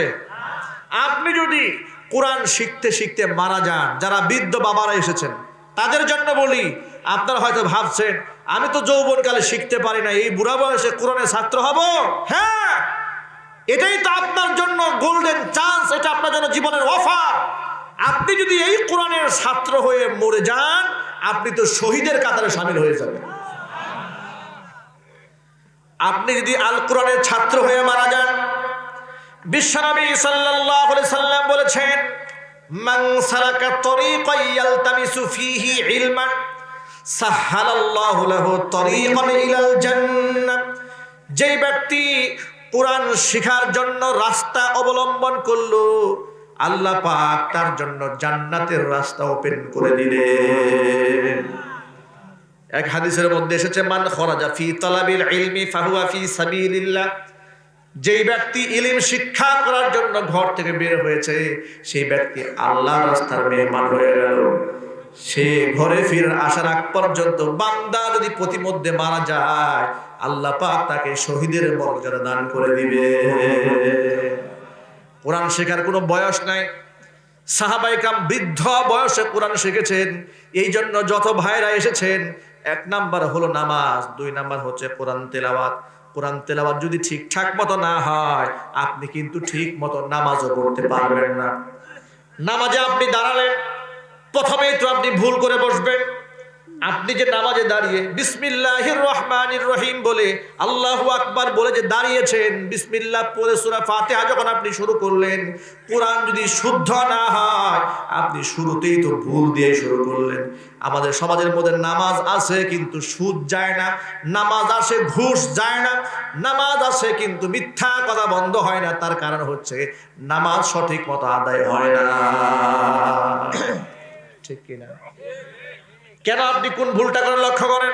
কোরআন যদি আপনি নাই জানেন, নামাজে যখন আপনি দাঁড়ালেন আলহামদুলিল্লাহি রাব্বিল আলামিন, আমার মনে হয় এখানে একজন মানুষও খুঁজে পাওয়া যাবে না যে ব্যক্তি সূরা ফাতিহা জানে না। এটা আমার বিশ্বাস, যেখানে একজন মুসলমানও এরকম নাই যে সূরা ফাতিহা জানে না। সবাই জানেন আলহামদুলিল্লাহ। ফাতিহা কার কার মুখস্থ আছে দেখি? আলহামদুলিল্লাহ, হাত দেখান। আলহামদুলিল্লাহ। আল্লাহ তুমি আমাদেরকে কবুল করো, ফাতিহার মোহাব্বত আরো দান করো। হাত নামান। এই যে এতগুলো মানুষ সূরা ফাতিহা আমার মুখস্থ জানে, কিন্তু বিশুদ্ধভাবে জানে এদের সংখ্যা এখানে খুবই কম। ঠিক না?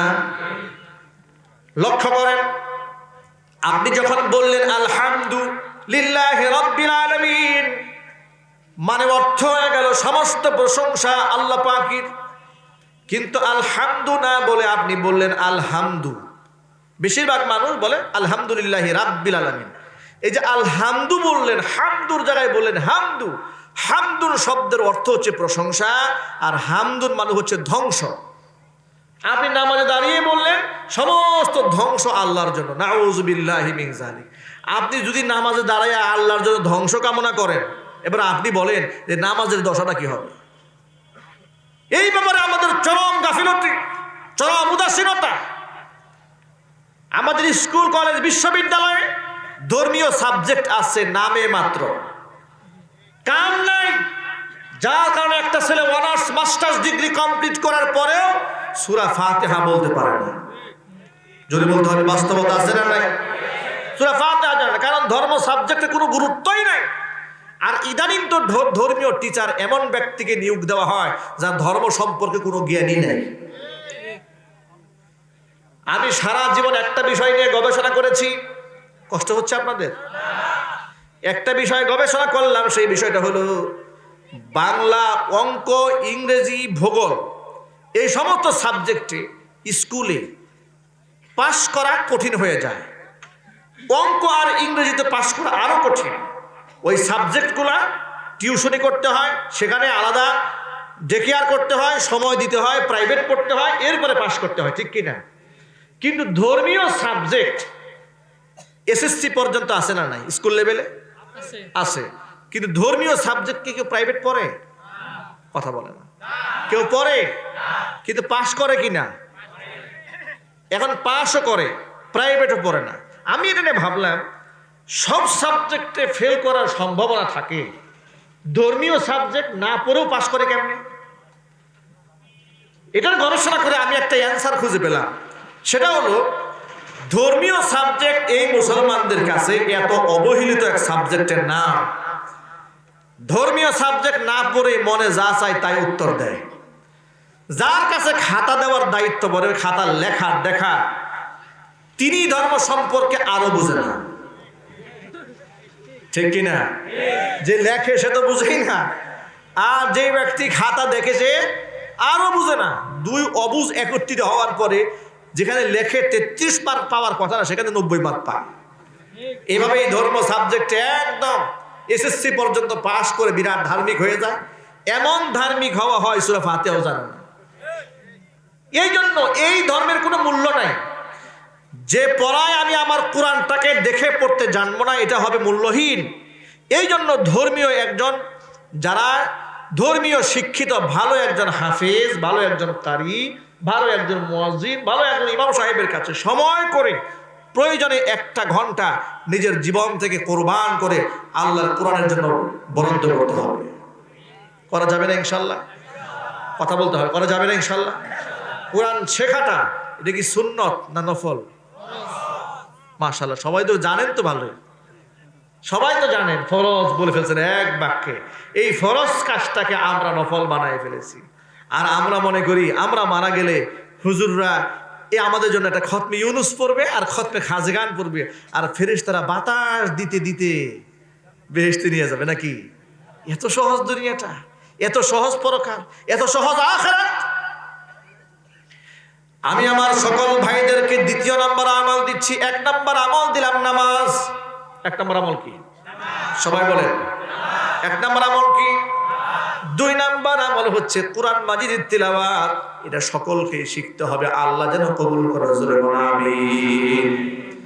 3 নম্বর আমল লক্ষ্য করেন, যত পুরুষরা এখানে এসেছেন সকল পুরুষদের জন্য মুখের দাড়ি রাখাটা ওয়াজিব।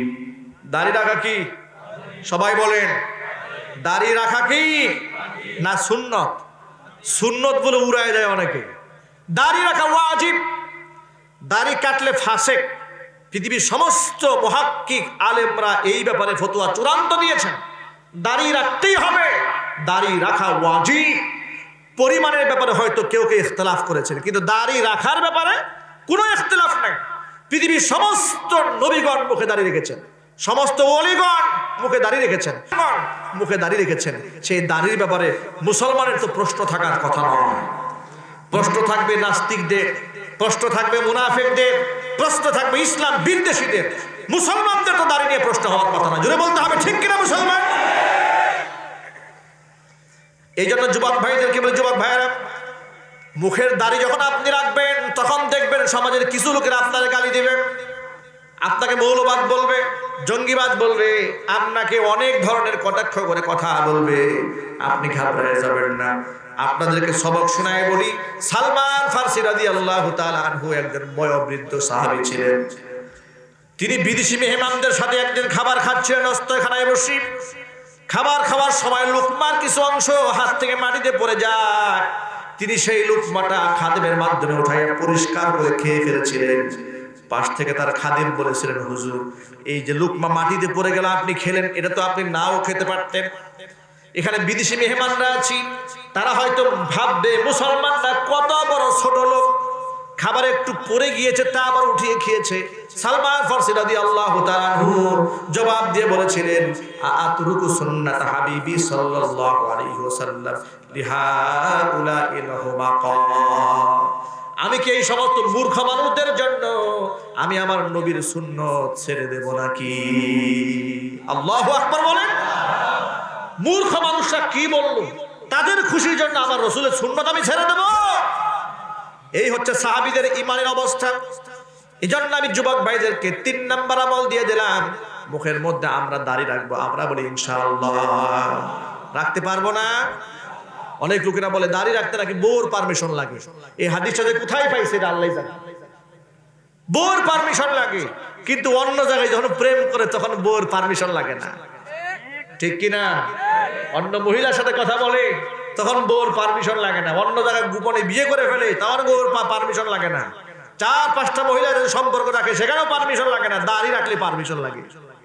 এই জন্য এই সমস্ত খোলা যুক্তি আজে বাজে কথা বাদ দিয়ে সুন্নতের পথে আসেন। যুবকরা পারবে না সুন্নত মানতে? কথা বলে না। মনে রাখবেন, মাঠে ময়দানে আমরা যত চিৎকার দেই, চেঁচামেচি করি, বিজয় পতাকা আসবে না ততক্ষণ, উম্মত সুন্নত মানবে না যতক্ষণ। যত চিৎকার দেন তত মার খাবেন। পরিষ্কার বলি, যত চিৎকার দিবেন তত মার খাবেন, বিজয় আসবে না। সাহাবীদের ভেতরে একদল কাফেলা জিহাদ করছে প্রতিনিয়ত, বিজয় পতাকা আসতেছে না, বিজয় আসতেছে না। ওমর রাদিয়াল্লাহু তাআলা আনহুর কাছে আওয়াজ দেওয়া হলো, বিজয় আসতেছে না, এত লড়াই করছে আমরা। তারা বললেন, দেখো তো আমাদের কারো সুন্নত ছুটে গেল নাকি। খোঁজ খবর নিয়ে দেখে যুদ্ধের ময়দানে জিহাদের মাঠে ব্যস্ত থাকার কারণে উম্মত মিসওয়াক করতে ভুলে গিয়েছে। তারা তার নির্দেশনা ক্রমে সকলে গাছের ডাল ভেঙে ভেঙে মিসওয়াক শুরু করলেন। দূর থেকে কাফেরদের গোয়েন্দা সংস্থার লোকেরা দেখলো মুসলমানরা যে মিসওয়াক করছে গাছের ডাল ভেঙে। আল্লাহ ওদের দৃষ্টিতে ঘটনাটা এমন ভাবে দেখিয়ে দিয়েছেন, আল্লাহ দেখাচ্ছে, ওরা কাফেররা দেখতেছে, ওরা ডাল ভাঙতেছে না, বড় বড় গাছ মোটা সহ টেনে টেনে উঠাচ্ছে, আর এই গাছ দিয়া দাঁত ঘষা শুরু করে দিয়েছে। এই দৃশ্য ওরা দেখে ওরা ওদের যোদ্ধাদের সাথে বলল, এগুলো মানুষ না, এত বড় বড় গাছ টান দিয়ে উঠে ভেঙে দাঁত ঘষা শুরু করে, এগুলো মানুষ, সব জিন, কালকে তো যুদ্ধ হবে, সব খাইয়ে ফেলবে, আমাদেরকে সব খেয়ে শেষ করে ফেলবে। সব অস্ত্রপতি পালাই গেছে। আল্লাহু আকবার বলেন। সামান্য একটা সুন্নতকে গুরুত্ব দেওয়ার কারণে বিজয় পতাকা আজকে মুসলমানদের হাতে আল্লাহ পাক উঠিয়ে দিয়েছিল তখন। আর আজকে প্রতিনিয়ত ওয়াজ হয়, নসিহত হয়, বয়ান হয়, এত কিছু হচ্ছে, শুধু মার খেয়েই যাচ্ছি। এই মার খাওয়ার পৃষ্ঠা উল্টাতে হবে। শুধু মার খেলে চলবে না, মার এবার ব্যাগ দিতে হবে, যেটা বলতে হবে মুসলমান, ঠিক কিনা?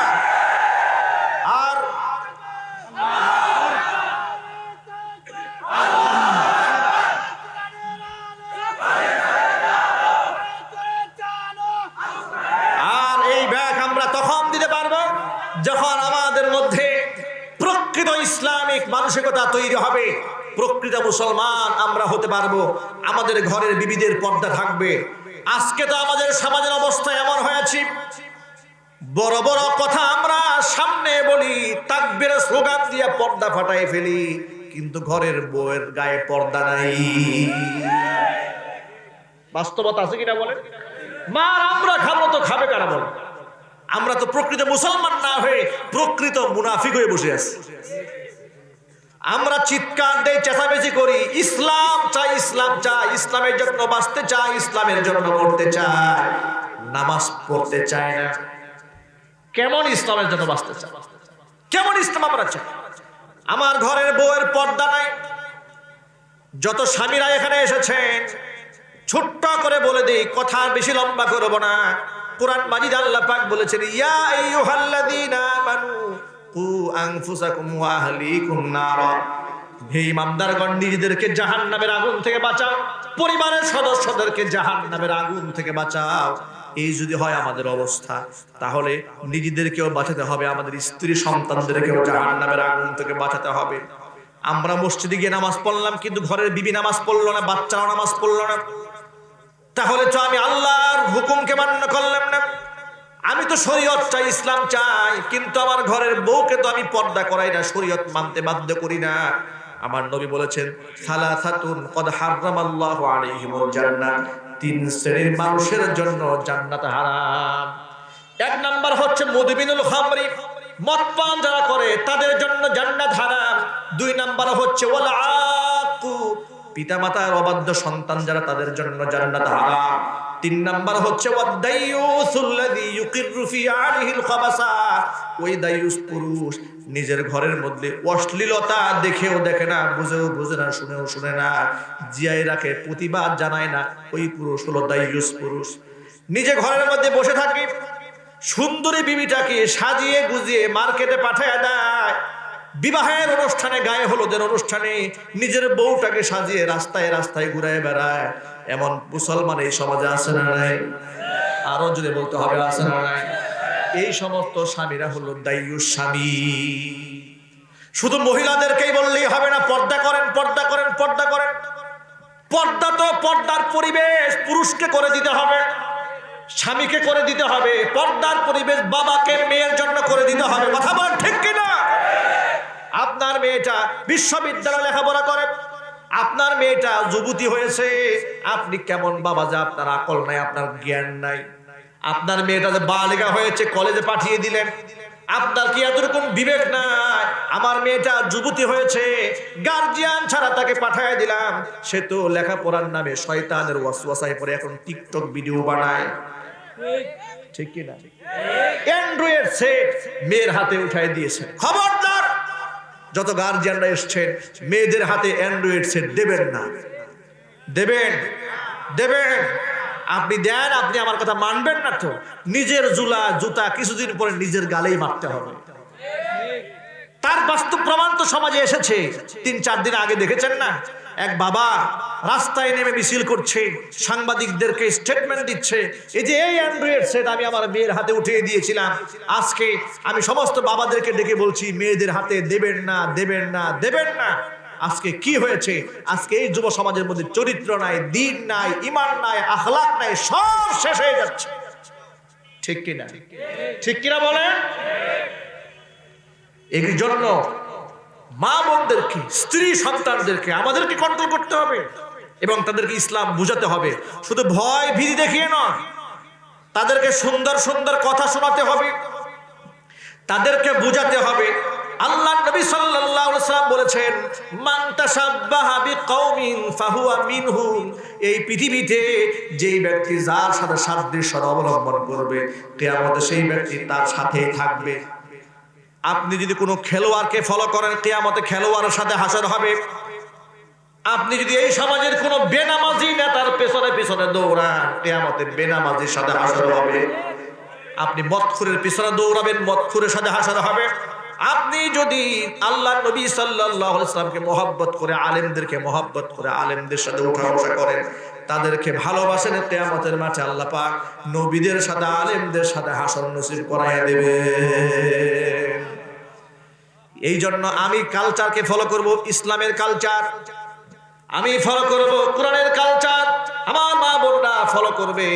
খাদিজাতুল কুবরা রাদিয়াল্লাহু তাআলা আনহার কালচার, ফাতিমাতুজ জাহরা রাদিয়াল্লাহু তাআলা আনহার কালচার, ওই কালচারের মধ্যে, ওই আদর্শের মধ্যে সম্মান রয়েছে। পশ্চিমা নোংরা বেহায়া কালচারের মধ্যে নারী পুরুষ কারো জন্য কোনো সম্মান নাই। মেয়েরা যদি ঘরের বাহির থেকে বাহিরে গিয়া পরপুরুষের আন্ডারে চাকরি করে, এর মাধ্যমে নারী কোনোদিন প্রকৃত সম্মান পাবে না, কোনোদিন প্রকৃত সম্মান নারী পাবে না। একজন নারী প্রকৃত সম্মান তখন পাবে যখন ওই নারী নিজের ঘরে থেকে নিজের সন্তানদেরকে সময় দেবে, স্বামীর প্রতি শ্রদ্ধাশীল হয়ে স্বামীর আনুগত্য এবং খেদমতে জীবন কাটাবে। ওই নারী দুনিয়াতেও সম্মানিত হবে, আখিরাতেও সম্মানিত হবে। ঠিক কিনা? আমি আমার মা বোনদেরকে ওই কথাটাই বলে দিচ্ছি, মা বোনেরা, আপনার জন্য জান্নাতে যাওয়ার রাস্তা নবীজি সহজ করে দিয়ে গেছেন। হুজুর বলেন, আল মারআতু ইদা সাল্লাত খামসাহা, মহিলা যদি 5 ওয়াক্ত নামাজ পড়ে, ওয়া সামাত শাহরাহা, রমজানের রোজা ঠিকমতো মহিলা রাখে, ওয়া আতাআত বালাহা, যদি স্বামীর আনুগত্য করে, ও আহসানাত ফারজাহা, সতীত্বের হিফাজত করে, তাদখুলু বিআইয়ি বাবিম মিন আবওয়াবিল জান্নাতি শাআত ইয়াউমাল কিয়ামা আও কামা ক্বালা আলাইহিস সালাতু ওয়াস সালাম। মহিলা যদি 5 ওয়াক্ত নামাজ পড়ে, রমজান মাসে রোজা রাখে, স্বামীর আনুগত্য করে, সতীত্বের হিফাজত করে, 4টা কাজ যদি ঠিকঠাক মতো আদায় করে, কিয়ামতের মাঠে এই মহিলা জান্নাতের যেই দরজা দিয়ে খুশি ওই দরজা দিয়ে আল্লাহর বেহেশতে চলে যাবে। এই জন্য আমার মা বোনদেরকে আল্লাহ পাক নামাজি হিসেবে কবুল করে, জোরে কোন আমিন। আল্লাহ সুবহানাহু ওয়া তাআলা আমার যুবক ভাইদেরকে চরিত্রবান বানান। পরনারীর প্রতি নজর পড়ার পর এই নজর যে ব্যক্তি নিম্নগামী করে আল্লাহর ভয়ে, রাসূল পাক সাল্লাল্লাহু আলাইহি সাল্লাম বলেছেন, ওই ব্যক্তিকে, ওই যুবককে আল্লাহ ঈমানের স্বাদ দান করবে। আর জোরে কন্যা সুবহানাল্লাহ। ভাই, ঈমানের স্বাদ কি সবাই পায়? কথা বলে না। ঈমানের স্বাদ কি সবাই পায়? ঈমানের স্বাদ যারা পায়, ঈমানের জন্য যারা জীবন দেয়, ঈমানের স্বাদ যারা পায়, ঈমান রক্ষা করার জন্য ফাঁসির কাষ্ঠে ঝুলতে রাজি হয়, কিন্তু বাতিলের সামনে মাথা নত করতে রাজি হয় না। ঈমানের স্বাদ যারা পায়, ঈমানের পথে অবিচল থেকে আমার মরণ যেন হয়। ঈমানের পথে অবিচল থেকে আমার মরণ যেন হয়।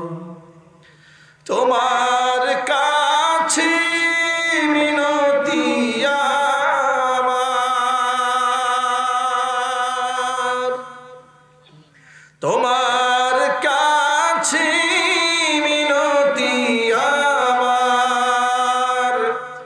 মহামহিম দয়াময়,